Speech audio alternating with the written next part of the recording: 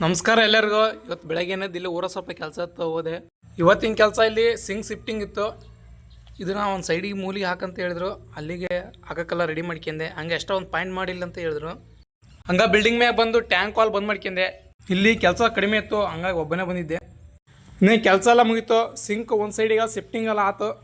ಆಮೇಲೆ ಎಕ್ಸ್ಟ್ರಾ ಒಂದು point board ಅನ್ನೋದ್ರು ಅಲ್ಲಿ ವಾಷಿಂಗ್ ಏರಿಯಾಕ್ಕೆ, ಅದನ್ನು ಬಿಟ್ಟಿದ್ದೆ. ಹಂಗೆ ಇವತ್ತಿನ ಕೆಲಸ ಎಲ್ಲ ಮುಗೀತು. ಹೊರಗಡೆ ಬಂದೆ. ಓನರ್ ಫೋನ್ನೇ ಮಾತಾಡ್ತಾಯಿದ್ರು, ಅವ್ರ ಹತ್ರ ಮಾತಾಡ್ಕೊಂಡು ಪೇಮೆಂಟ್ ಇಸ್ಕೊಂಡು ಮನೆ ಬಂದೆ. ಎಲ್ಲರಿಗೂ ಸ್ನೇಹಿತರ ದಿನಾಚರಣೆ ಶುಭಾಶಯಗಳು. ನಿಮ್ಮ ಸ್ನೇಹ ಸಂಬಂಧಗಳನ್ನ ಯಾವತ್ತು ದೂರ ಮಾಡ್ಕೊಂಬಿಡ್ರಿ. ಯಾಕಂದ್ರೆ ದೂರ ಮಾಡೋ ಟೈಮ್ ಇನ್ನೇನು ಬಂದೇ ಬಿಡ್ತು.